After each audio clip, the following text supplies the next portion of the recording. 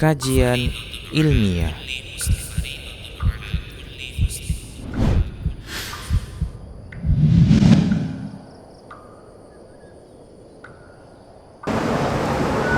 Assalamualaikum warahmatullahi wabarakatuh. Alhamdulillah nahmaduhu wa nasta'inuhu wa nastaghfiruh wa na'udzu billahi min shururi anfusina wa min sayyiati a'malina. Man yahdihillahu fala mudilla lahu wa man yudlil fala hadiya lahu. Wa asyhadu an la ilaha illallah wahdahu la syarika lahu wa asyhadu anna Muhammadan 'abduhu wa rasuluh. Qala Allah Ta'ala fi kitabihil karim, ya ayyuhalladzina amanu taqullaha haqqa tuqatih wa la tamutunna illa wa antum muslimun. Amma ba'd. Saudara seiman, alhamdulillah kita bersyukur kepada Allah atas limpahan karunia dan nikmat yang Allah berikan kepada kita.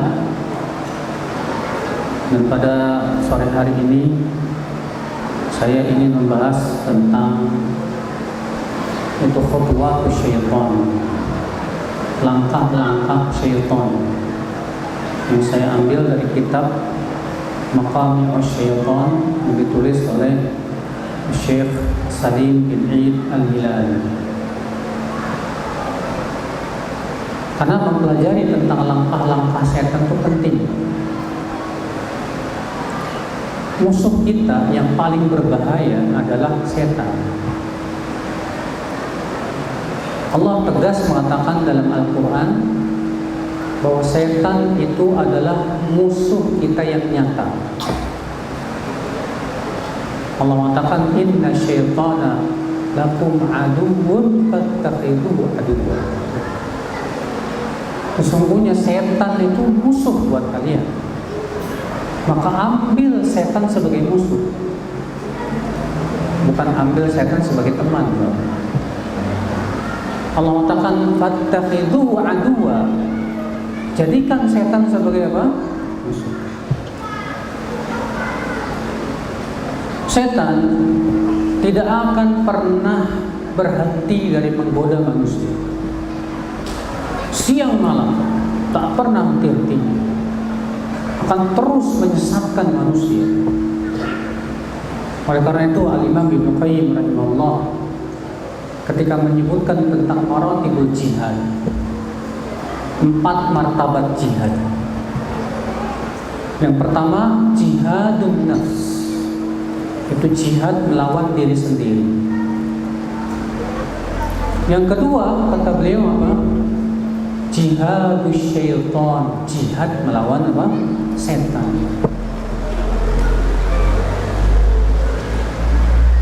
Kata beliau, wala yaqimu jihadun nafs, tidak mungkin sempurna berjihad melawan hawa nafsu, melawan diri kita sendiri, kecuali dengan jihad yang kedua ini, itu jihadus syaitan, jihad melawan setan. Bagaimana caranya jihad melawan setan, saudaraku? Itu kata Al-Imam Ibnu Hajar, demikian pula Ibnu Qayyim, di antaranya bima'rifati khutuwatis syaitan. Itu dengan cara kita mengenal langkah-langkah setan. Langkah-langkah setan itu Masya Allah halus sekali. Sebagian ulama mengatakan bahwa langkah setan itu lebih halus dari sutra. Terkadang kita tidak terasa telah terjerat di dalam langkah setan. Kumahan nggak dengar? Kumahan dulu.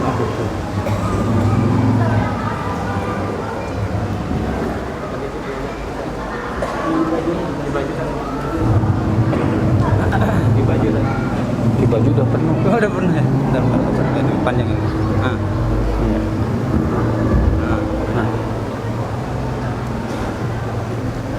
Jadi saudaraku sekalian,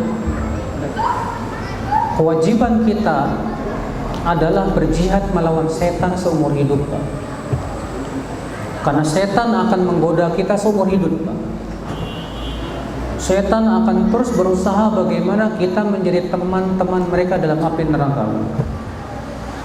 Makanya iblis sudah bersumpah dalam Al-Quran. Apa kata iblis? Fabima aghwaytani la'aq'udanna lahum siratakal mustaqim. Karena ya Allah, Engkau telah menyesatkan aku, maka aku akan sesatkan mereka dari jalanmu yang lurus. Iblis sudah bersumpah.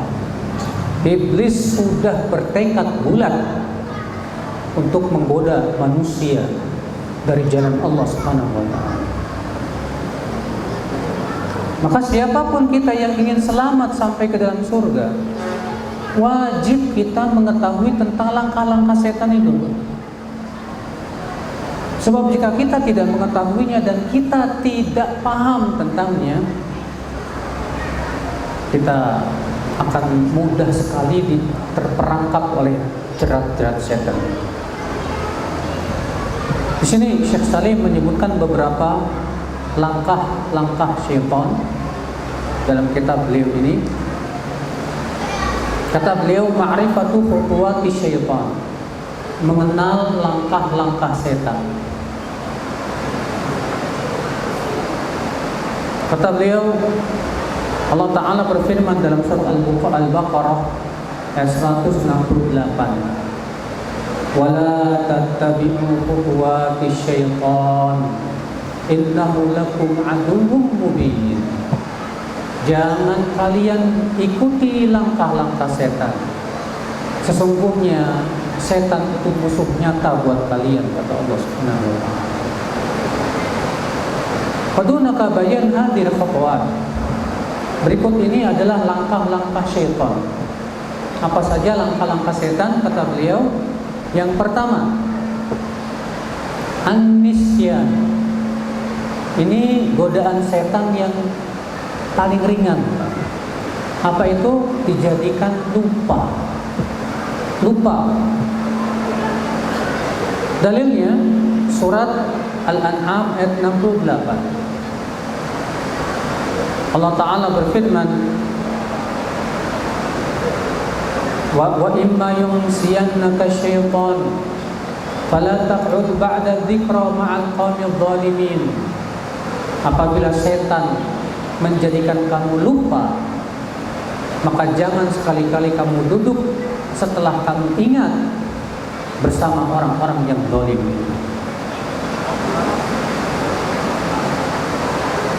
Akan tetapi akal Islam, lupa ini alhamdulillah perkara yang Allah maafkan. Allah berfirman, Rabbana la tu'akhidna in nasina aw akhtana. Tapi memang seperti itu setan. Ketika kita sholat misalnya, setan menjadikan kita lupa. Kita sudah sholat 2 rakaat atau 3 rakaat. Caranya bagaimana? Dengan cara kita diingatkan hal-hal yang baru ingat. Ketika kita sholat, kita ingat ini, kita ingat itu, kita ingat itu. Akhirnya ya, kita jadi ragu. Kita sholat sudah 2 atau 3. Maka Rasulullah SAW memberikan kepada kita cara melawannya. Apa itu?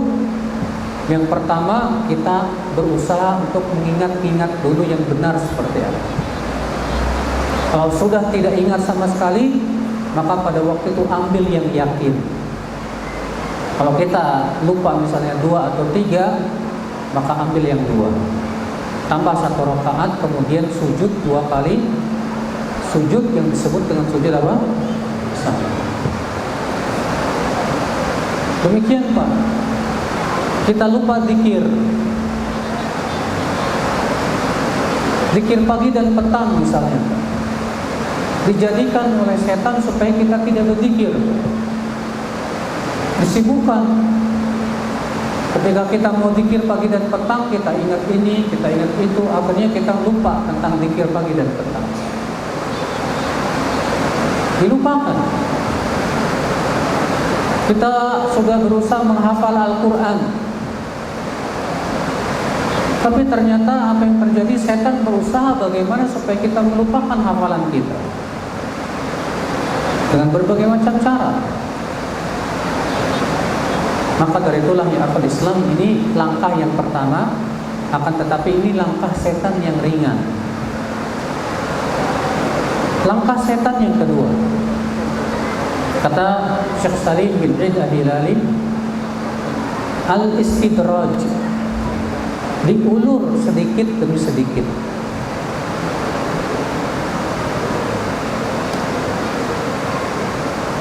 Al-istidraj yaitu diulur sedikit demi sedikit. Dalilnya surat Al-Imran ayat 155. Allah Ta'ala berfirman, innal ladzina tawallaw minkum yawmal taqal jam'an innama stazallahum asyaitanu bi ba'di ma kasabu. Sesungguhnya orang-orang yang berpaling di antara kalian pada hari pertemuan dua pasukan itu, sesungguhnya mereka itu orang-orang yang digelincirkan oleh setan dengan sebagian perbuatan mereka. Iya. Allah di sini menceritakan tentang perang Uhud. Kata beliau, inna rumah alladzina amarahum Rasul sallallahu alaihi wasallam bil baqa' 'alal jabal fi ma'raqati Uhud, 'indama jalatil ma'rakah wa nasaw qaulan Nabi sallallahu alaihi wasallam istadrajahum asyaitan ila tarki mawaqi'ihim. Yang dimaksud ayat ini itu surat Ali Imran ayat 155 tadi. Itu tentang pasukan pemanah yang Rasulullah tugaskan untuk berjaga di mana? Di sebuah bukit nama yang sekarang ini disebut dengan Bukit Ar-Rumah. Ya. Nah, ketika putaran pertama selesai, kaum muslimin menang. Maka setan pun menyeret mereka supaya turun dan meninggalkan bukit tersebut. Dengan cara apa? Dengan cara memberikan pemikiran. Kata setan apa? Ini peperang sudah selesai, ngapain lagi kamu di atas? Udah kamu turun, ambil itu ghanimah yang banyak itu. Akhirnya mereka pun turun, Pak. Apa yang terjadi kemudian? Kesempatan ini digunakan oleh Khalid bin Walid untuk menyerang kaum muslimin dari belakang. Akhirnya kalahlah kaum muslimin di perang Uhud dan terbunuhlah 70 orang. Mati syahid. Subhanallah. Ini saudaraku sekalian, ini adalah merupakan istidraj. Setan itu ya berusaha menggoda kita itu sedikit demi sedikit. Tidak akan langsung. Seperti Ibnu Qayyim menyebutkan, di antara ya langkah istidraj setan itu di antaranya setan berusaha menjadikan kita sibuk dengan hal yang sia-sia dulu. Setan tidak akan menjatuhkan kita dulu kepada apa? Maksiat. Dijadikan dulu dengan sibuk dengan yang sia-sia. Dilihat nih, seseorang misalnya hobinya apa? Kadang setan masuk ke pintu hobi. Yang satu misalnya hobinya goes. Oh, yang satu hobinya sepak bola. Yang satu hobinya macam-macam hobi. Akhirnya apa yang terjadi? Dihiaskan oleh setan supaya dia sibuk dengan hobi itu. Akhirnya waktu-waktunya habis hanya untuk hobi. Dalam rangka apa? Supaya dia meninggalkan perkara-perkara yang lebih bermanfaat dari itu. Masya Allah. Terkadang kata sebagian ulama, setan berusaha menyesatkan manusia dari amal kebaikan. Dibukakan kepada dia pintu apa? Sedekah misalnya. Kamu senang sedekah. Ternyata tujuan setan adalah supaya bagaimana dia jatuh kepada apa? Syirik, riya. Syirik lebih berat tidak, Pak? Syirik membatalkan amal tidak, Pak? Ya. Bahkan kata Ibnu Mas'ud, ya, aku bersumpah dalam keadaan dusta dengan nama Allah, lebih aku sukai daripada bersumpah dengan nama selain Allah dalam keadaan aku jujur. Sehingga kata para ulama, dari perkataan Ibnu Mas'ud ini diambil sebuah kaidah. Apa itu? Yaitu syirik sekecil apapun lebih bahaya daripada dosa-dosa besar. Maka setan berusaha bagaimana caranya supaya kita jatuh kepada syirik. Di antaranya dengan dibukakan pintu kebaikan tadi, supaya kita jatuh kepada riya. Masya Allah. Padahal Rasulullah SAW sangat mengkhawatirkan umatnya terkena penyakit riya. Kata Rasulullah SAW, Inna akhwafa ma akhafu alaikum asyirkul asghar. Sesungguhnya di antara yang paling aku khawatirkan atas kalian, syirik kecil. Apa itu? Riya. Masya Allah. Terkadang akhi, ya, setan membukakan kepada kita pintu dari sisi yang lain, Pak. Istidraj, dari pintu apa? Syahwat. Syahwat, dengan cara kita senang dengan sesuatu yang sifatnya syahwat. Syahwat itu identik dengan apa, Pak? Dunia. Dengan apa? Wanita. Dengan apa? Harta. Dengan kedudukan. Itu syahwat, saudaraku sekalian. Masya Allah. Dijadikan seseorang, Masya Allah, hatinya itu tertutup supaya dia tidak berzikir kepada Allah, jatuh cinta sama akhwat. Ketika dia jatuh cinta sama akhwat, berapa banyak kesempatan zikir dia hilangkan. Kenapa? Karena dia akan lebih senang mengingat apa? Wanita yang bukan mahramnya. Masya Allah. Ini akan Islam, azani Allah wa iyyakum. Kalau kita sudah sibuk dengan yang mubah-mubah, ya, kita sudah sibuk dengan yang mubah-mubah, setan akan tarik kita kepada dosa-dosa kecil dulu, belum kepada dosa-dosa besar. Dia anggap apa? Ini cuma dosa kecil. Insya Allah dosa kecil gampang bisa digugurkan oleh amalan-amalan soleh. Apa tujuan setan demikian? Supaya kita terbiasa dengan dosa kecil dulu. Ketika kita sudah terbiasa dengan dosa kecil, setan akan menyeret kita kepada apa? Supaya kita jatuh pada dosa besar, saudara. Masya Allah. Ini istidraj, Masya Allah, luar biasa ya Pak Islam. Maka dari itu hati-hati, ya. Jangan sampai kita diistidraj oleh syaitan. Kemudian langkah setan yang ketiga, kata Syekh Salim bin Eid Al-Hilali, itu al-waswasah, waswas. Apa itu? Waswas. Dalilnya firman Allah dalam surat Thaha ayat 120. Fawaswasa lahu syaitan qala ya Adam hal adulluka ala syajaratil khuldi wa mulkil la yabla. Lalu setan pun memberikan was-was kepada Nabi Adam, karena kan Nabi Adam dilarang memakan sebuah pohon, sebuah buah. Nah, setan berpikir gimana caranya Nabi Adam ini mau makan pohon yang dilarang itu. Gimana caranya? Memberikan was-was, diputar-balikan oleh setan. Apa kata setan? Ya Adam, hai Adam, hal adulluka ala syajaratil khuldi, maukah aku tunjukkan kamu kepada pohon kekekalan? Pohon apa? Kekekalan. Jadi yang menamai buah khuldi ini siapa? Iblis. Jadi antum jangan ikut-ikutan menamai buah khuldi. Itu yang menamainya orang iblis. Dalilnya ayat ini, surat Thaha ayat 120 tadi. Allah mengatakan, apa kata iblis kepada Nabi Adam? Ya Adam, hal adulluka ala syajaratil khuldi wa mulkil la yabla.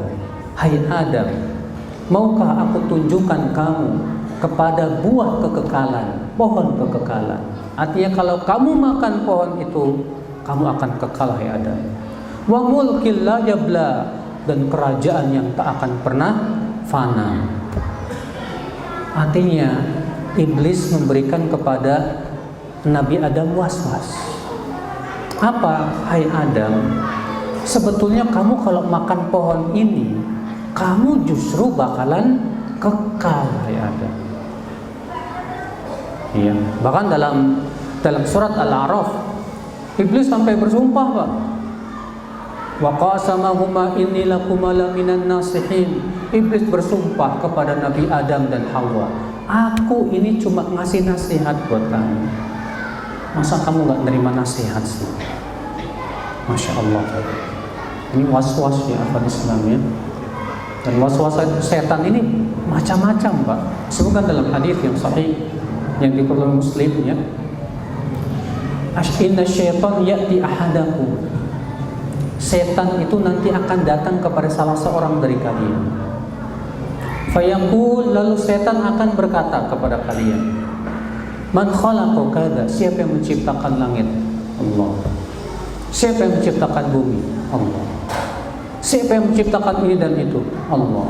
Sampai akhirnya setan berkata, lalu siapa yang menciptakan Allah? Masya Allah. Ini was-was nih, Pak. Kadang setan tuh masuk ke pikiran kita, Allah mampu tidak ya menciptakan yang lebih sempurna dari dirinya? Oh, ini pertanyaan dari setan. Tujuannya apa? Supaya kita ragu kepada Allah. Ya.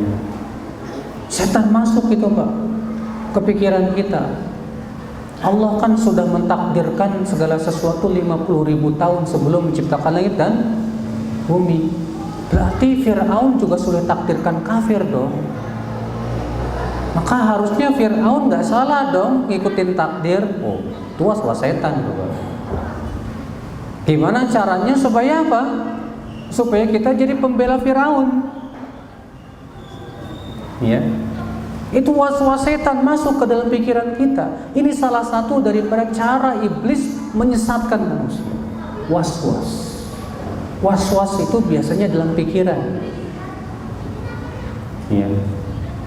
Ada lagi masuk was-was. Allah menyebutkan dalam ayat warisan, bahwa laki-laki 2 kali lipat wanita. Lalu setan memberikan was-was. Kok nggak adil ya? Kalau dulu kan wanita tinggalnya di rumah, kalau sekarang kan wanita bekerja. Harusnya wanita dengan laki-laki seimbang dong. Kenapa laki-laki 2 kali lipat perempuan? Masuk was-was apa? Setan. Hati-hati saudaraku. Was-was setan ini bahaya sekali. Kalau kita ada was-was jangan dibiarkan, Pak. Kalau kita ada was-was segera langsung hilangkan dengan cara apa? Dengan cara kita minta nasihat kepada seorang alim ulama. Kalau ternyata kita tidak bisa menjawab was-was setan tersebut dalam diri kita. Makanya Imam Al-Muzani, murid Imam Asy-Syafi'i, pernah terjadi was-was di pikirannya sehingga beliau merasa ragu. Akhirnya beliau datang kepada Imam Syafi'i, maka Imam Syafi'i memberikan hujah-hujah akal yang sangat luar biasa, yang membuat Imam Muzani kuat kembali dalam keimanan. Nah, saudaraku sekalian, azan ya Allah wa iyyakum. Ini was-was. Maka hati-hati. Was-was ini biasanya berhubungan dengan apa? Pemikiran-pemikiran yang menyesatkan. Ya. Bahaya saudaraku sekalian, azan ya Allah wa iyyakum. Makanya setan itu akan berusaha bagaimana caranya manusia itu sesat dari jalan kebenaran dengan berbentuk was-was tadi, syubhat. Contoh lagi, Pak. Ketika Bapak baca ayat bal yadahu mabsuutatan yunfiqu kaifa yasha, justru 2 tangan Allah terbuka. Setan datang tuh, Pak. Tangan Allah kayak gimana ya bentuknya ya? Wah, masa Allah punya tangan? Yang namanya tangan kan butuh kepada tempat nempel. Berarti Allah berbentuk jasad tuh. Berarti Allah, nah dipikir setan tuh datang Pak, berusaha supaya apa? Supaya kita menolak sifat Allah Azza wa Jalla. Padahal ya, ketika kita katakan justru dua tangan Allah terbuka, tangan Allah tidak serupa dengan apa? Tangan siapapun. Tangan Allah tidak serupa dengan tangan makhluknya. Cukup kita imani bahwa Allah punya tangan, selesai. Allah punya dua tangan, selesai. Tidak perlu kita pikirkan, tapi setan akan datang dan berusaha untuk memberikan was-was kepada kita dengan cara membayang-bayangkan, masa Allah punya tangan? Gak mungkin Allah punya tangan. Ya. Ketika kita membaca firman Allah Ar-Rahmanu 'alal 'arsy istawa, Ar-Rahman beristiwa di atas arasy. Berarti Allah beristiwa di atas arasy, berarti Allah butuh arasy tuh. Berarti gak mungkin ini. Akhirnya apa? Akhirnya menolak. Allah gak mungkin beristiwa di atas arasy. Terus Allah di mana dong? Di mana-mana. Iya. Subhanallah. Akhirnya ini Pak, gara-gara was-was apa? Setan masuk ke dalam pikiran seseorang dalam rangka apa? Menolak ayat-ayat tersebut. Allah turun, disebutkan dalam hadis, Allah turun ke langit dunia pada sepertiga malam terakhir. Sepertiga malam kan ada terus. Kalau di sini selesai, di sana sepertiga malam. Berarti gimana? Gak masuk di akal. Akhirnya apa? Gak mungkin, itu pasti yang turun bukan Allah. Yang turun pasti rahmatnya. Kita katakan ya subhanallah, masa rahmat Allah turunnya pada sepertiga malam terakhir doang? Gak mungkin.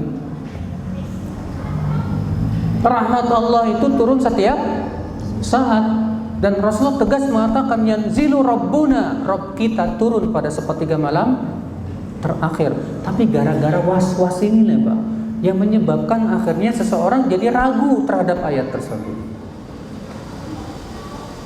Berapa banyak Pak was-was syaitan yang menyebabkan kita akhirnya menolak akidah yang sudah jelas-jelas ditunjukkan oleh Al-Quran dan hadis dan ijma' para salafus salih.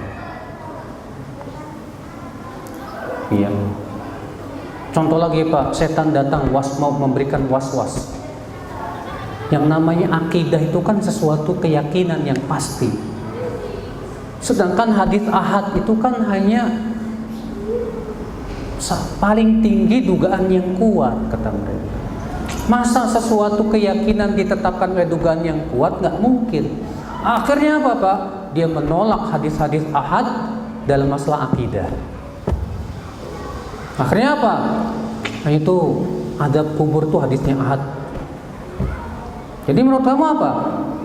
Nggak ada azab kubur, hadisnya ahad. Itu Dajjal tuh hadisnya ahad. Jadi menurut kamu gimana? Saya nggak percaya ada Dajjal, hadisnya ahad. Imam Mahdi itu nggak ada, hadisnya ahad. Itu gara-gara apa Pak? Was-was syaitan. Iya. Dan para ulama sudah membantah dalam kitab-kitab mereka terhadap was-was syaitan ini. Ya, bahwasanya bahwa hadis ahad itu sudah menjadi ijma' para ulama untuk menerimanya dalam seluruh permasalahan agama. Seperti yang dikatakan oleh Ibnu Abdul Bar, Al-Khatib Al-Baghdadi dan yang lain. Ikhwatul Islam azani Allah wa iyyakum. Ini salah satu bentuk langkah setan. Apa itu? Was-was. Yang keberapa? Ya.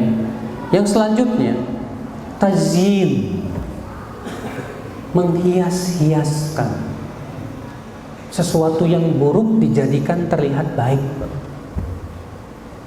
Ya.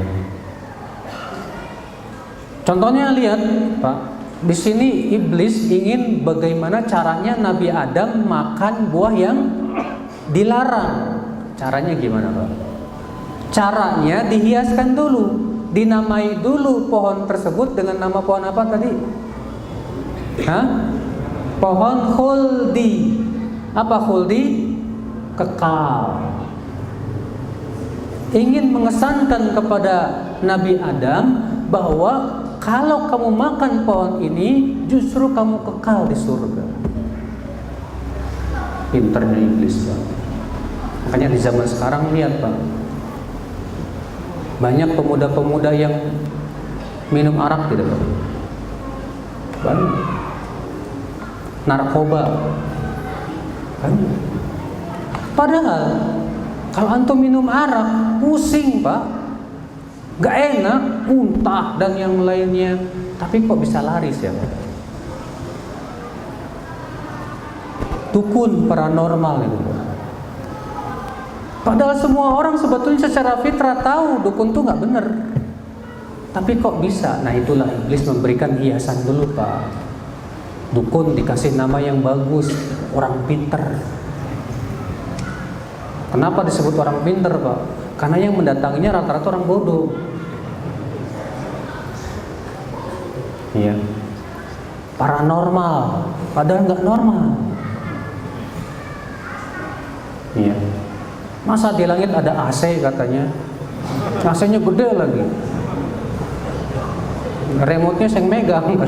La ilaha illallah. Orang yang berakal nggak bakal terima itu, Pak. Yang nerima orang yang nggak punya akal aja. Ajib. Nih ya saudaraku sekalian, ya tazin, setan memberikan hiasan indah sekali. Riba dikasih nama apa, Pak? Bunga. Oh, yang namanya bunga kan, masya Allah, bunga itu indah kali. La ilaha illallah. Maka dari itu hati-hati saudaraku sekalian, ya. Kita jangan terpengaruh oleh indahnya nama. Yang harus kita lihat hakikatnya sesuatu tersebut. Maka dari itu ya akhwat Islam, ya, setan berusaha menamai kebaikan pasti dengan nama-nama yang buruk. Nama yang apa? Lihat para nabi dulu. Para nabi dituduh apa, Pak? Rasulullah SAW waktu hidupnya dituduh apa? Syairun majnun, penyair gila. Rasulullah SAW dituduh apa lagi? Sahir, penyihir.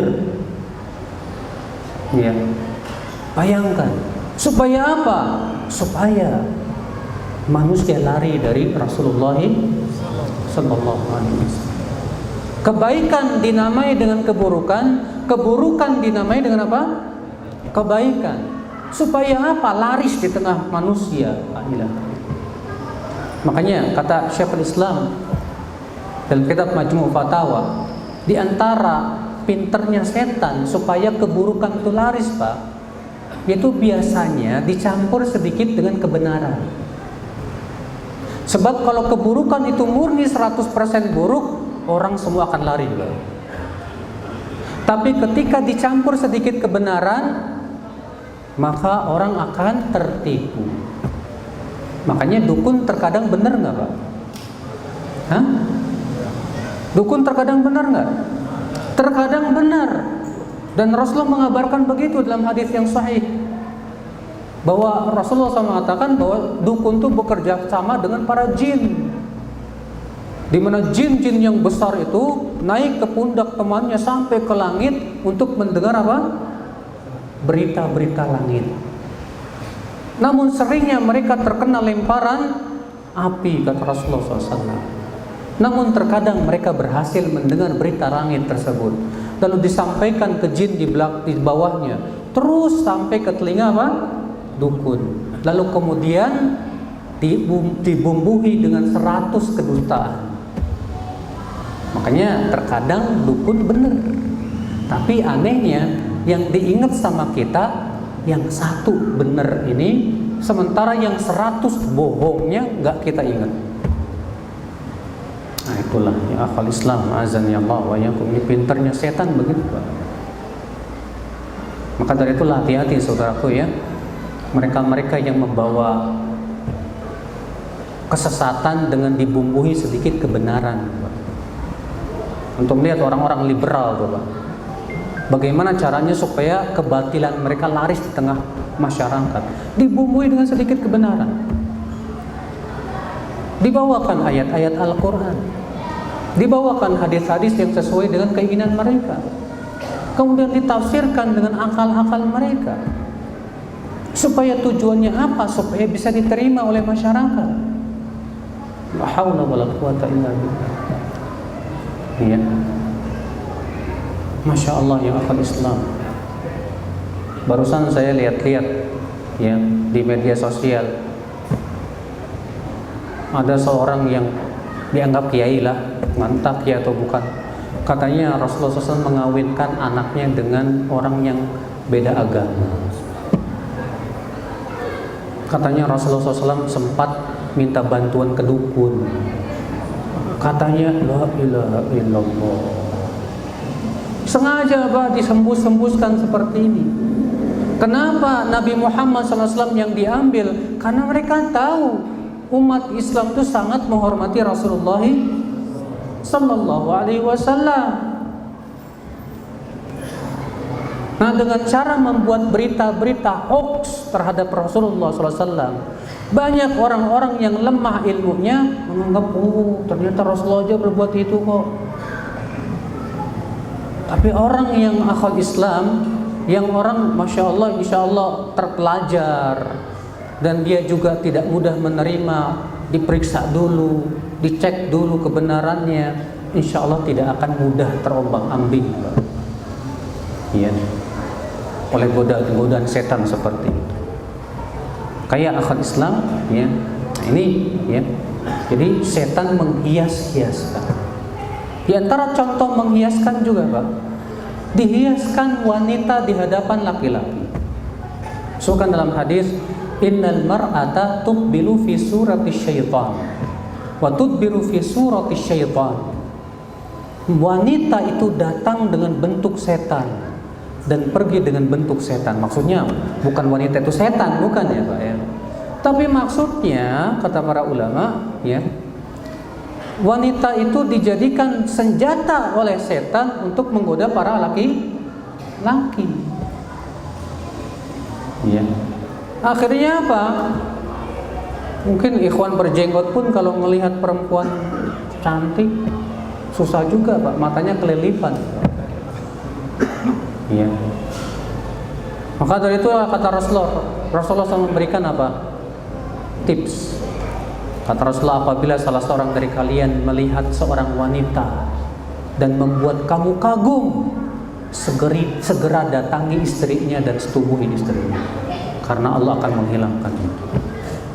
Itu yang punya istri, yang nggak punya istri gimana? Oh ya, sudah azan. Baik, kita lanjutkan insyaallah setelah Isya. Wabillahi taufik. Assalamualaikum warahmatullahi wabarakatuh. Alhamdulillah, wassalatu wassalamu ala Rasulillah nabiyina Muhammadin wa alihi wa sahbihi wa man wala. Asyhadu an la ilaha illallah wahdahu la syarika lah. Asyhadu anna Muhammadan abduhu wa rasuluh, amma ba'd. Kita lanjutkan ayolah ikhwah. Kemudian langkah setan berikutnya yaitu at-takhwif, menakut-nakuti. Kalau tadi at-tazyin, yaitu menghias-hiasi. Sekarang yaitu menakut-nakuti. Dalilnya surat Ali Imran ayat 175. Allah berfirman, innama dzalikumus syaitanu yukhawwifu awliya'ah fala takhafuhum wa khafuni in kuntum mu'minin. Sesungguhnya itulah setan menakut-nakuti wali-walinya. Ya. Maka jangan kamu takut kepada mereka, dan takutlah hanya kepadaku saja jika kamu orang-orang yang beriman. Ditakut-takuti, akhi, banyak sekali bentuk-bentuk ditakut-takuti. Ya. Contoh misalnya ada orang menuntut ilmu, setan menakut-nakuti, nanti kalau kamu menuntut ilmu, nanti kamu nggak bisa ngamalin ilmu gimana? Akhirnya karena takut tidak bisa mengamalkan ilmu, dia nggak jadi menuntut ilmu. Ada lagi orang yang mau beramal ditakut-takuti, nanti kalau kamu pergi salat berjamaah, kamu nanti disebut orang suci loh, orang soleh. Nanti akhirnya kamu ria. Akhirnya milih salat di rumah dibandingkan salat berjamaah, katanya takut ria. Iya. Di antara bentuknya juga ya akhwal Islam, ada orang yang ingin mengamalkan sunnah Rasulullah SAW. Contoh misalnya berjenggot. Takut berjenggot karena takut disebut teroris. Ya. Rasulullah SAW berjenggot, para sahabat semua berjenggot lah. Kalau misalnya ciri teroris itu jenggot, Rasulullah teroris dong. Para ulama semua berjenggot, Imam Syafi'i, Imam Ahmad, Imam Malik, silahkan baca dalam biografi mereka. Berarti ya, kalau misalnya ciri teroris itu berjenggot, berarti Rasulullah teroris ini. Ini ya akal Islam nggak benar. Kalau kita mengamalkan sunnah Rasulullah SAW, jangan takut cercaan manusia. Terkadang kita ditakut-takutin, nanti takut dijauhi orang, nanti takut ya dicap yang enggak, nanti takut wah. Kalau kita ketakutan terus, kapan kita akan mengamalkan ya perintah-perintah Rasulullah SAW ya akal Islam? Gak usah takut. Kata Rasulullah SAW apa?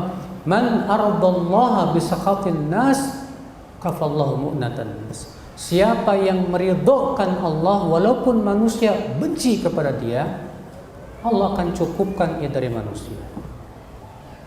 Wa man ardon nas bisakhatillah, tapi kebalikan, siapa yang membuat ridho manusia tapi Allah murka kepada kita, wakalahu Allahu ilan nas, Allah tidak akan mau bantu dia. Allah akan serahkan dia kepada manusia. Maka ya akhi, Allah memuji orang-orang yang hanya takutnya kepada Allah dan tidak takut dengan cercaan orang-orang yang mencerca. Ketika Allah menyebutkan tentang sifat orang yang dicintai oleh Allah, di antaranya apa? Wala yakhafuna fillahi laumata la'im. Allah dan mereka tidak takut dengan cercaan manusia di jalan Allah Subhanahu wa taala. Ya. Enggak usah kita gubris apa kata orang. Kalau kita mau mengamalkan perintah Allah dan menjauhi apa? Ya, larangan Rasulullah sallallahu alaihi wasallam. Nah ini tapi itulah setan. Setan berusaha untuk menakut-nakuti kita. Ya. Kemudian langkah setan berikutnya yaitu kata beliau at-taswif. At-taswif, apa itu taswif? Yaitu menunda-nunda amal. Menunda-nunda apa? Amal. Iya. Bagaimana caranya? Setiap kita mau berbuat kebaikan, setan datang gampang. Besok kan masih ada. Ketika seorang pemuda mau taubat, dia berkata apa? Nanti aja kalau udah tua. Mumpung kamu masih muda, kamu nikmati dulu deh masa muda kamu. Lagian kamu juga kan nggak pasti masuk surga. Ya, udah kamu senengi aja dulu deh di masa mudamu. Nanti kalau udah tua baru deh taubat. Ya akhi, Ibnu Qudamah memberikan perumpamaan orang yang menunda taubat itu seperti orang yang hendak mencabut pohon. Kata beliau, ya permisalannya seperti orang yang ingin mencabut pohon, ketika ia cabut ternyata kok keras sekali. Lalu dia berkata, nanti saja cabutnya tahun depan. Tahun depannya pas mau dicabut tambah kuat lagi.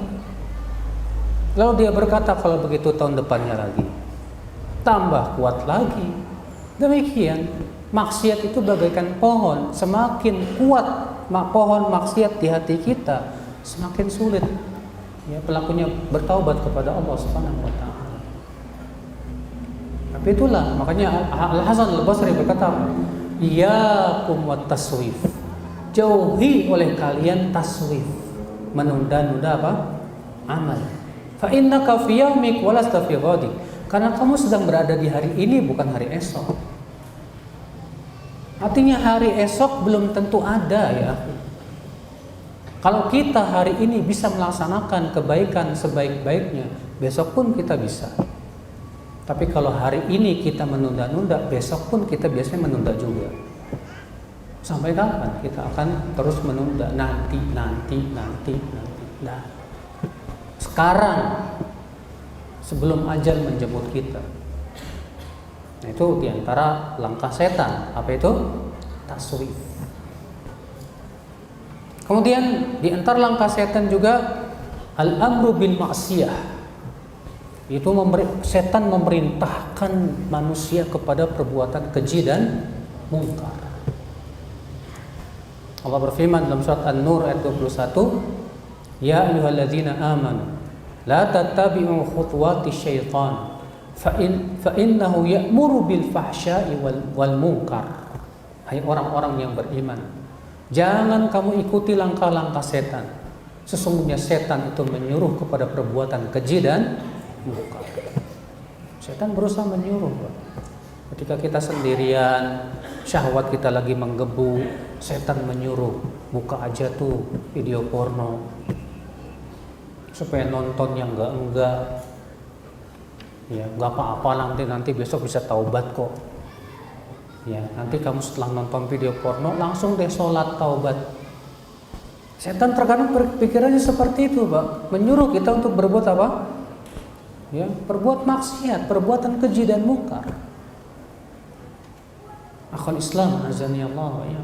Makanya terkadang tersering terjadi perhelatan di dalam hati kita antara pasukan Allah, yaitu malaikat-malaikat yang memerintahkan kita kepada kebaikan, dengan setan yang menyuruh kita kepada kemaksiatan. Seringkali terkadang ya berhelat di hati kita itu. Maka kewajiban kita ya akhwat Islam, kata Syekhul Islam Taimiyah, kalau ada pikiran-pikiran yang memerintahkan kepada maksiat saat itu, apa yang harus kita lakukan, Pak? Kata beliau, hendaklah kita pergi wudu dan sholat. Kenapa? Karena Allah berfirman, inna sholata tanha 'anil fahsya'i wal munkar. Sesungguhnya sholat itu mencegah dari perbuatan keji dan mungkar. Ketika setan menyuruh kita kepada perbuatan keji dan mungkar, maka kita lawan dengan sholat.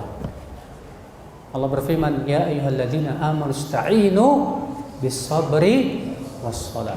Hai orang-orang yang beriman, mintalah tolong dengan sabar dan sholat. Ya, gunakan itu ya akhwat Islam.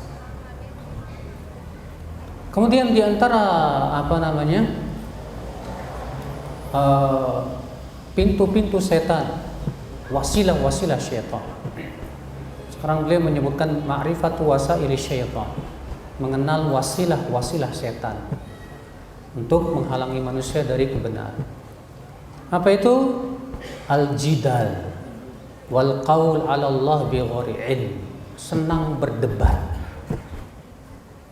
dan berbicara dalam agama tanpa ilmu. Ya. Dalilnya surat Al-An'am ayat 121. Allah berfirman, wa inna syayatina la yuhuna ila awliyaihim liyujadilukum. Sesungguhnya setan-setan itu memberikan wahyu kepada teman-temannya supaya teman-teman setan itu mendebat kalian. Ya. Allah juga berfirman dalam surat Al-Hajj ayat 3, wa minan nas man yujadilu fillahi bighairi ilmin wa yattabi'u kulla syaitanin marid. Di antara manusia ada yang berdebat, ya, mendebat tentang Allah dengan tanpa ilmu dan mengikuti setiap setan yang durhaka. Makanya Rasulullah SAW menganjurkan kita untuk meninggalkan perdebatan, Pak. Bahkan memberikan kepada kita pahala. Kata Rasulullah SAW dalam riwayat Abu Daud, ana za'im bi baitin fi rabatil jannah liman tarakal mira wa in kana muhiqqan. Aku menjamin dengan rumah di pinggiran surga. Pinggiran surga, Masya Allah.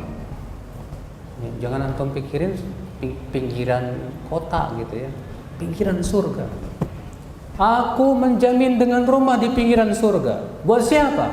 Buat mereka yang meninggalkan perdebatan walaupun ia di pihak yang benar. Walaupun ia di pihak apa? Yang benar.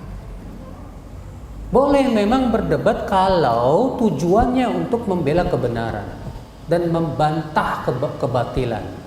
Tapi itu pun disyaratkan kita punya ilmu yang cukup. Adapun kalau kita nggak punya ilmu yang cukup, apalagi terkadang banyak ya para penuntut ilmu yang baru ngaji udah seneng debat sana sini, Pak. Ini nggak bagus sekali. Ya. Para ulama sangat tidak menganjurkan perdebatan. Tinggalkan perdebatan. Karena perdebatan itu seringkali akhi mengeraskan hati. Maka dari itu ya akhi, ini ya wasilah yang pertama. Wasilah dari wasilah syaitan yaitu al-jidal. Apa itu? Berdebat. Wasilah yang kedua at-tahrish bainal muslimin. Apa itu? Yaitu menanam benih-benih permusuhan di antara kaum muslimin.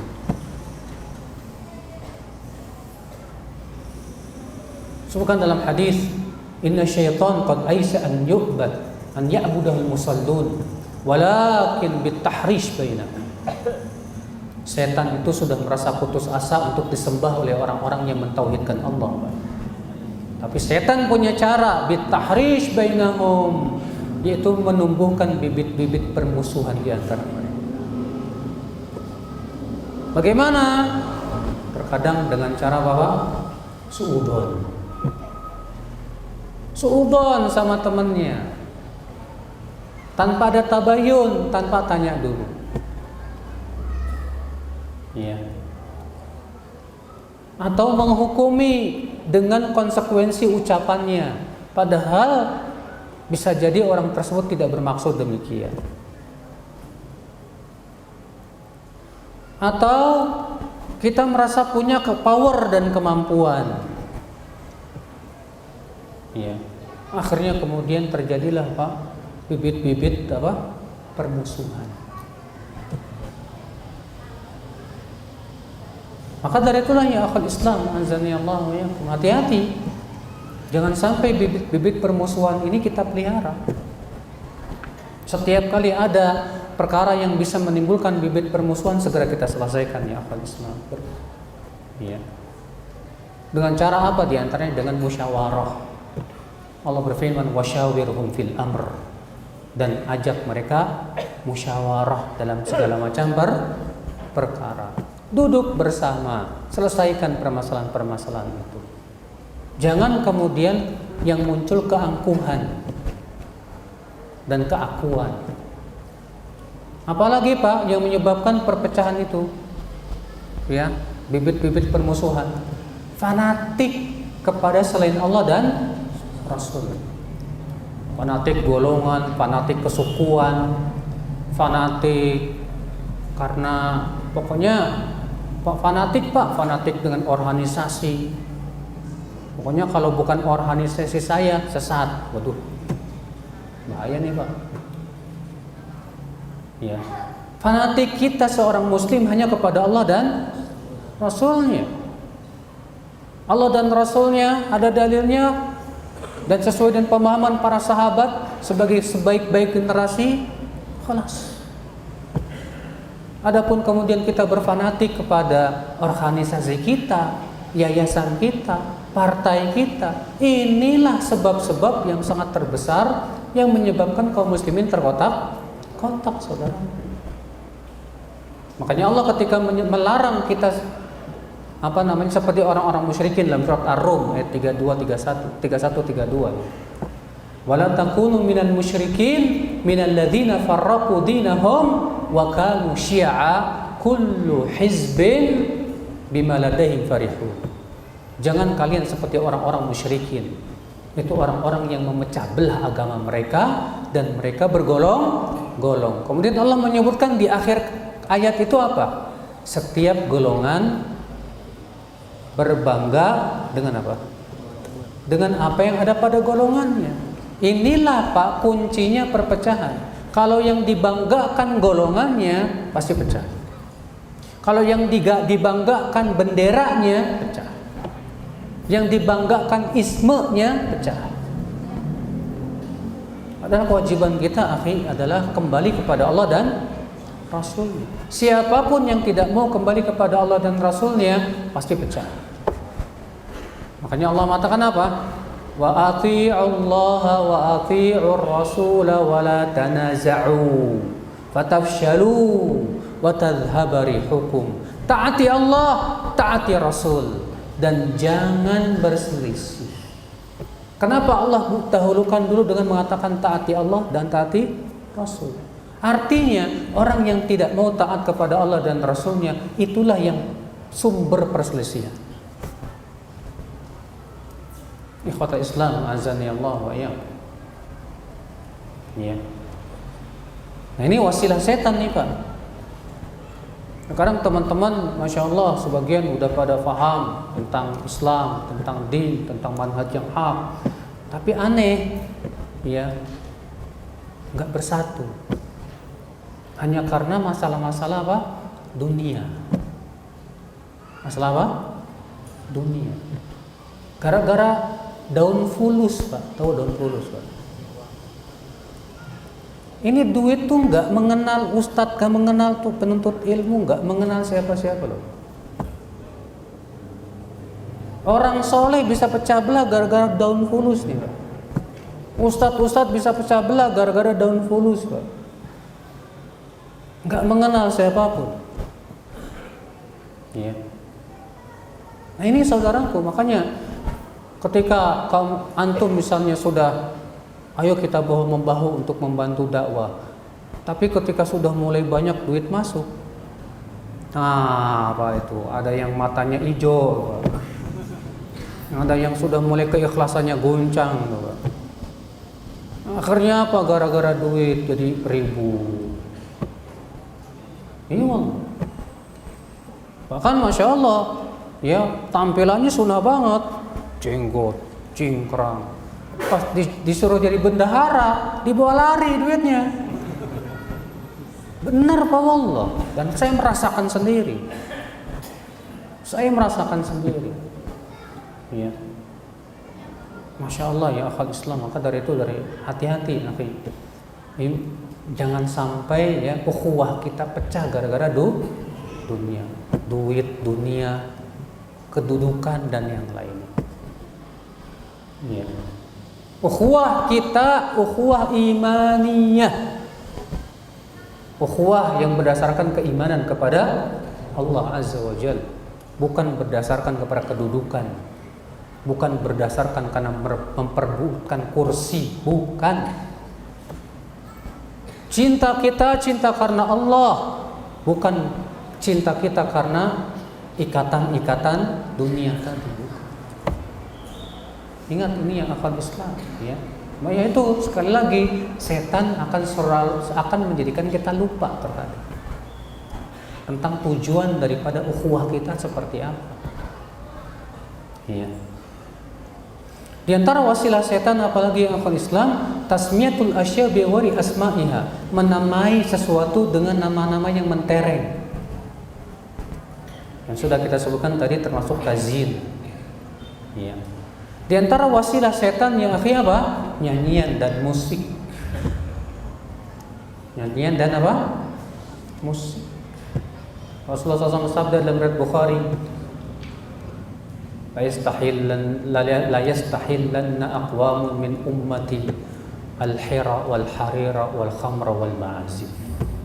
Benar-benar akan ada nanti beberapa kaum dari umatku yang akan menganggap halal apa?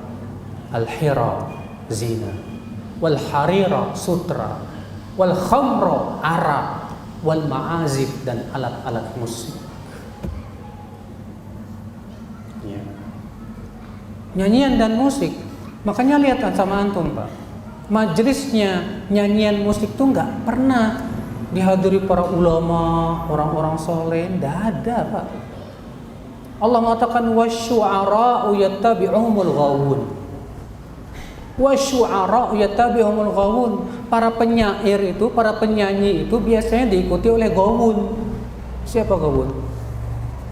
Ya orang-orang yang sesat, orang-orang yang menyimpang.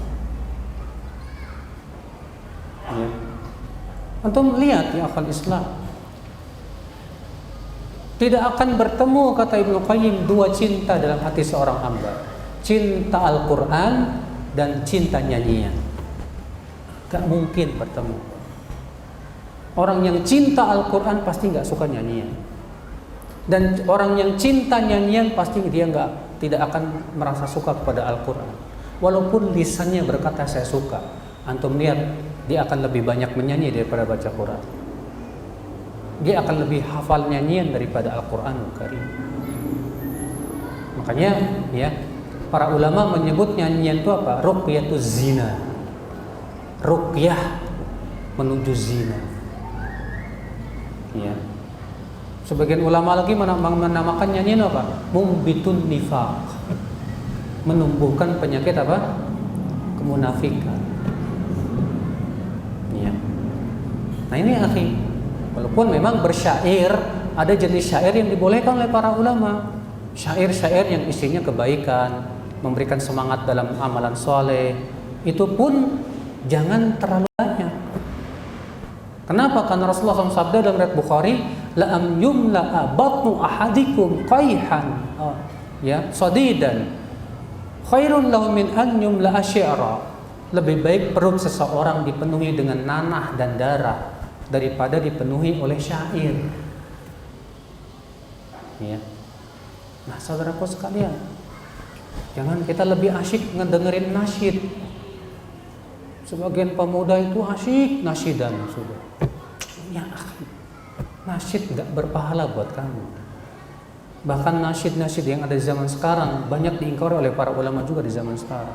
Kenapa? Karena lebih mendekati nyanyian, bukan lagi syair seperti zaman dahulu. Ya. Mendingan kita sibukkan dengan baca Quran, menghafal matan ilmu. Ya. Sibukkan dengan itu, akhi. Ini kan seni. Masa sih kamu nggak nyeni banget sih? Ya akhi, seni yang tertinggi itu Al-Quranul Karim. Tidak ada yang terindah dari Al-Quranul Karim bagi orang yang mencintai Al-Quran. Itu yang terindah sudah dalam hidup. Rasulullah aja minta supaya Allah jadikan Al-Quran sebagai apa? Pelipur lara, penghibur kesedihan. Nah ini enggak, kita sedih dangdutan, kita sedih rock and roll. Gimana akan sembuh penyakit kita, Pak? Enggak bakalan sembuh, Pak. Kesembuhan itu hanya dalam Al-Quran. Allah yang mengatakan demikian dalam surat Yunus ayat 57. Ya ayuhan nas, qad ja'atkum mau'izatun min rabbikum wa syifaa'un lima fis sudur wa hudaw wa rahmatul lil mu'minin. Hai manusia, telah datang kepada kalian peringatan dari Rabb kalian itu Al-Quran dan penyembuh terhadap apa yang ada di hati kalian. Allah mengatakan Al-Quran itu syifa, penyembuh. Maka siapa yang mencari kesembuhan untuk penyakit hatinya dari selain Al-Quran, hanya akan menambah penyakit saja. Nah demikian ya akal Islam, diantara langkah-langkah apa? Setan. Sebetulnya banyak akhi langkah-langkah setan itu. Yang jelas akhi, berusahalah kita faqih dalam masalah ini. Kita harus lebih pintar dari setan, Pak. Antum tahu iblis itu menggoda manusia sudah ribuan tahun, Pak. Bahkan bapak kita saja Nabi Adam berhasil digoda sama iblis. Maka kalau kita nggak pintar-pintar untuk mempelajari gaya setan supaya menyesatkan kita akan kena itu. Makanya jihad melawan setan ini penting. Ya, dengan cara itu mengenal langkah-langkah apa? Setan. Wallahu a'lam. Kita buka tanya jawab.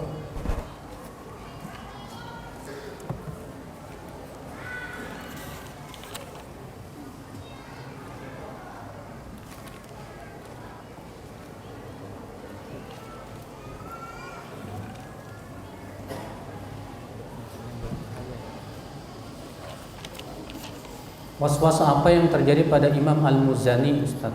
itu tentang Allah. Ya, tentang Allah Azza wa Jalla.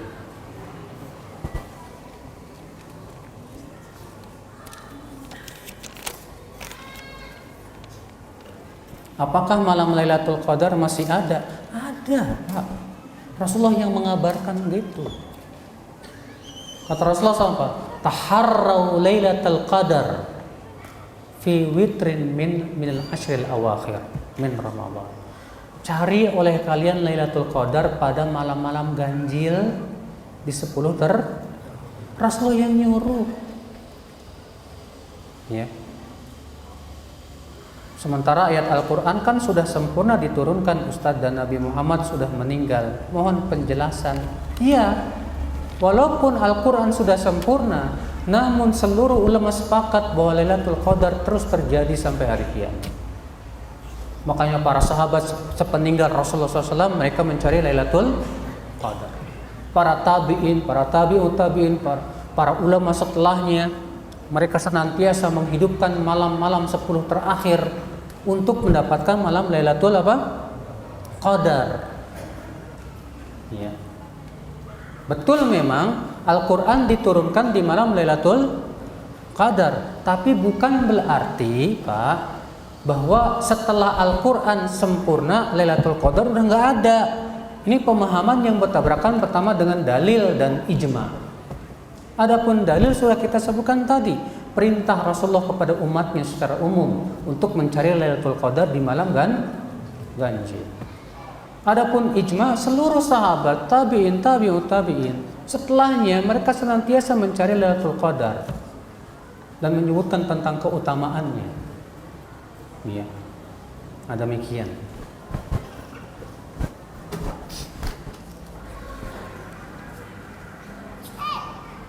Apakah uang curian bisa dibalikan dengan menginfakannya, Ustadz? Karena takut dicela oleh orangnya. Enggak boleh.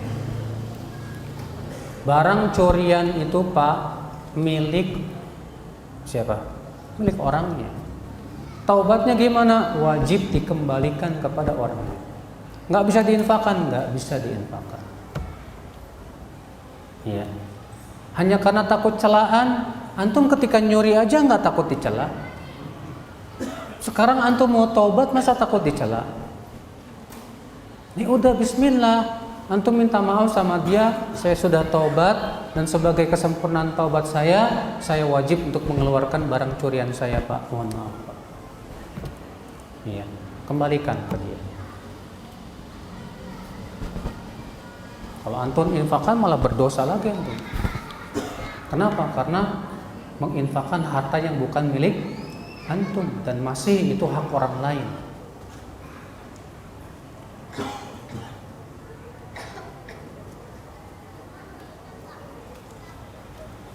Bolehkah menuntut ilmu dunia dengan orang non-muslim kalau itu ilmu dunia tidak ada hubungannya dengan akidah dan ternyata hanya mereka yang menguasai misalnya? Silahkan saja, nggak masalah. Tapi kalau masih ada orang Islam yang menguasai, maka kita dahulukan orang Islam, karena kita khawatir mereka memasukkan akidah mereka dari ilmu dunia tersebut. Ya. Makanya Pak, misalnya ilmu-ilmu dunia contohnya Pak. Terkadang kan ilmu-ilmu dunia banyak pemikiran yang anehnya Pak. Contoh teori Darwin.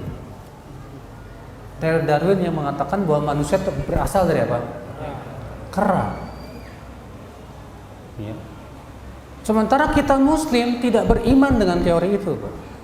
Dan anehnya banyak orang Islam percaya banget sama teori Darwin, Pak.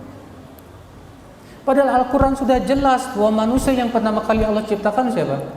Nabi Adam. Ya. Nabi Adam alaihissalam. Kalau saya nggak ridho nenek moyang saya dari kera. Ya, antum masuk tuh ke mana? Kebun binatang yang ada di sini dekat sini. Ada nggak sekarang kera yang sedang evolusi, Pak? Setengah manusia gitu. Nggak ada. Ya.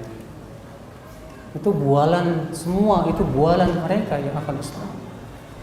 Nah, terkadang kalau kita menuntut ilmu dicekokin teori-teori yang sesat seperti Kita nganggap oh benar juga. Akhirnya kita meragukan Al-Qur'an. Ini bahaya, saudara.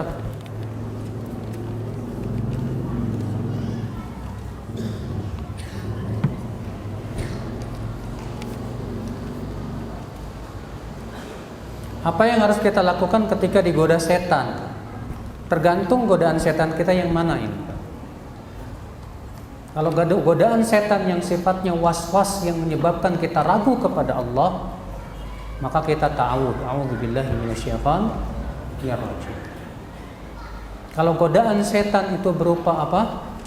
Istidraj, diulur kita supaya kita semakin jauh dari Allah, maka caranya dengan kita kembali lagi kepada Allah. Ya, misalnya kita yang tadinya rajin baca Quran, sekarang baca Qurannya sudah berkurang gara-gara setan menjadikan kita asyik dengan main game. Gara-gara main game kita jadi nggak baca Quran. Ya, yang kita lakukan bagaimana? Yang kita lakukan tinggalkan gamenya, kembali baca apa? Al-Quran. Ya. Kalau antum terkena godaan setan berupa apa? Wanita. Gimana? Segera nikah. Segera apa? Segera menikah. Nggak ada obat yang paling mujarab dari menikah. Ya. Tergantung itu godaan setannya seperti apa. Ya. Karena obatnya juga berbeda-beda.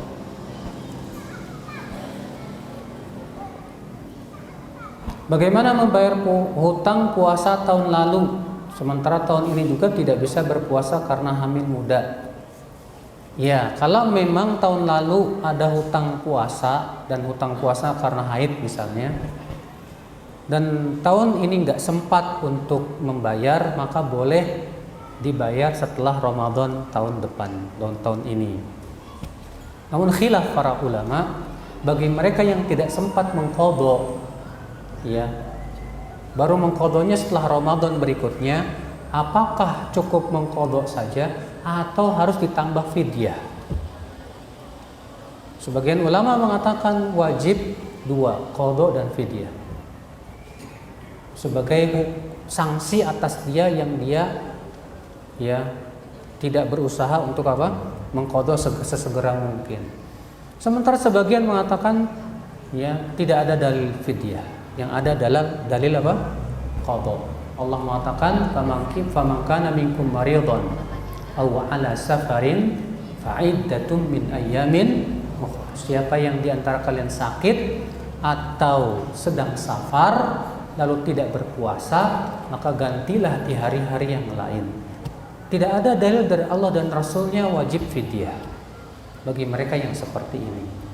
Maka Allah alam cukup qadha.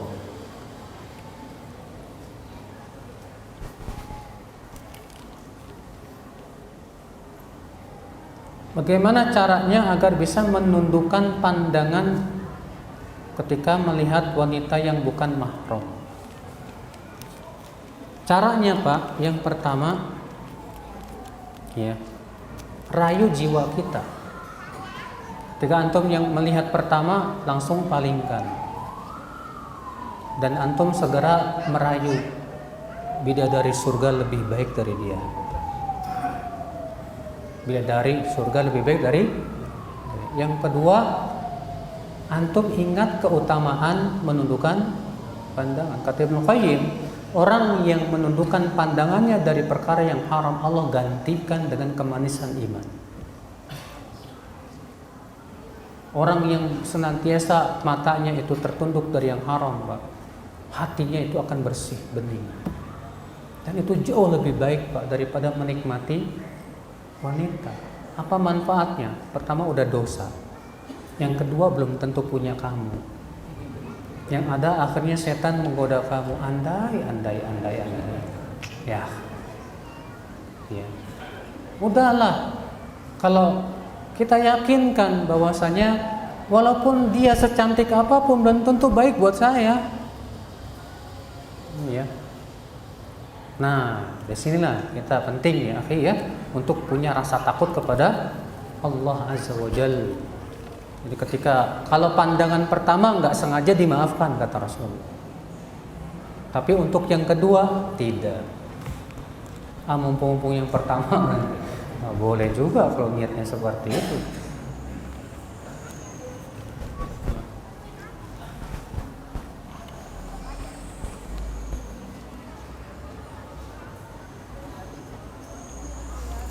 Utang uang 50.000 belum sempat dibayar, orangnya sudah meninggal. Bolehkah kita infakkan karena keluarganya yang bersangkutan sangat jauh rumahnya? Akhi, walaupun sangat jauh rumahnya, yang namanya utang tetap utang. Antum ingat pernah baca nggak tentang kisah orang yang mau bayar hutang, tapi karena masalahnya nggak ada kendaraan. Sukan dalam hadis itu, di zaman dahulu kata Rasulullah ada seseorang yang berhutang kepada temannya 1.000 dirham atau dinar. Kemudian ya dia berkata, apa ada saksi untuk supaya hutang kita kuat kalau misalnya saya nanti tidak membayar? Oh enggak, kata si penghutang, enggak perlu saksi, cukup Allah sebagai saksi. Saya percaya kok sama kamu. Akhirnya orang itu pergilah ya untuk berniaga, dan qadarullah pas hari haknya bayar hutang, dia sulit mendapatkan apa? Mendapatkan kapal. Sudah berusaha cari kapal nggak dapat. Ya. Akhirnya dia masukkan ke dalam kayu. Kemudian dia berkata, ya Allah, aku sudah berjanji mau bayar hutang hari ini, tapi aku nggak dapat kapal. Ya Allah, tolong kirimkan ini kepada dia. Akhirnya dibawa oleh laut kayu tersebut dan sampai tepat di rumah orang tersebut. Tapi kata para ulama, kita nggak boleh mengamalkan. Ya Allah, karena kejauhan saya lewat burung aja dah. Boleh, walaupun jauh, selama antum mampu, kan sekarang bisa transfer. Ya. Cari, coba usahakan nomor teleponnya, cari nomor rekeningnya, ada enggak ya ahli warisnya. Ya. Cari ahli warisnya. Kenapa? Karena hutang itu jadi hak ahli waris. Kalau ada, alhamdulillah, minta nomor rekeningnya karena jauh misalnya. Kirim lewat rekening misalnya. Usahakan yang jelas selama antum tahu masih ada ahli warisnya, Pak, yang namanya hutang tetap hutang. Bahaya, Pak, karena hutang itu akan memberatkan kita nanti pada hari kiamat. Tapi saya kira cukup, Pak, ya, mudah-mudahan yang saya sampaikan bermanfaat. Semoga yang saya sampaikan juga bisa kita amalkan, terutama saya yang berbicara. Wabillahi taufik. Assalamualaikum warahmatullahi wabarakatuh.